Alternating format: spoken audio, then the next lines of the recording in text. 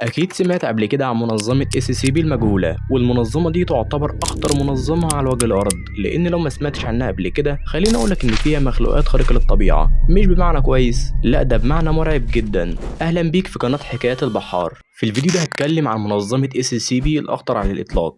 وقبل ما نبدأ الفيديو ما تنساش تدوس لايك للفيديو وتشترك في القناة وتفعل زر الجرس علشان يجيلك إشعار بكل جديد بقدمه. SCP-4966 من أغرب الكائنات اللي المنظمة احتوتها. هو مخلوق عنده 4 رجول مصنوع من القماش الرمادي. قررت المنظمة إن هي تفتح أو تقطع الكائن علشان يعرفوا إيه اللي جواه، بس طبعا كل محاولاتهم فشلت، وأظهرت الإشعة السينية والفحوصات التانية إن الكائن ملوش أي أعضاء داخل الجسم.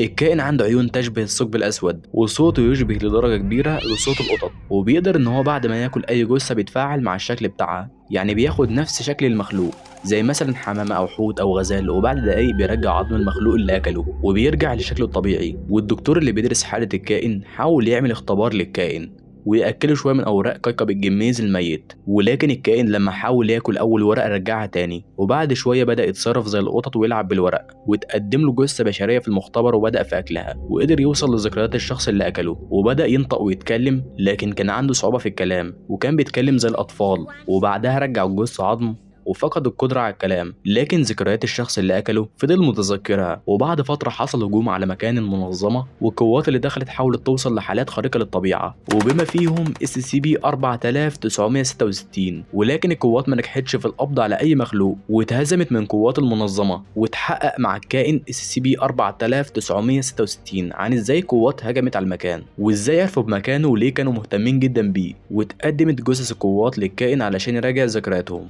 ويكشف عن سبب محاولتهم الهجوم. ولما بدأ الكائن يستعيد الكلام، الدكتور عمل معاه مقابلة حوالي ساعة وبدأ يتكلم معاه، لكن الكائن ما كانش مفيد، وكل اهتمامه وتركيزه على الطلب المستمر للوجبات الخفيفة، وتقدم له وجبات خفيفة عبارة عن بسكويت. لكن الدكتور حس بالخسارة وتوسل إليه إن هو يتعاون معاه، والدكتور استجاب لشكوته وقال له أوعدك بكده بس لما تحكي ازاي القوات عرفت مكانك وازاي عرفوا رقم البند بتاعك. وبدأ الكائن يحكي وقال له أنا كنت في الغرفة والغرفة كان مكتوب عليها اسمي، وفضلوا يخبطوا عليا وأنا نايم. والدكتور قال للكائن إن السرير الجديد هتستلمه بكرة، لكن كمل إزاي القوات عرفوا مكانك.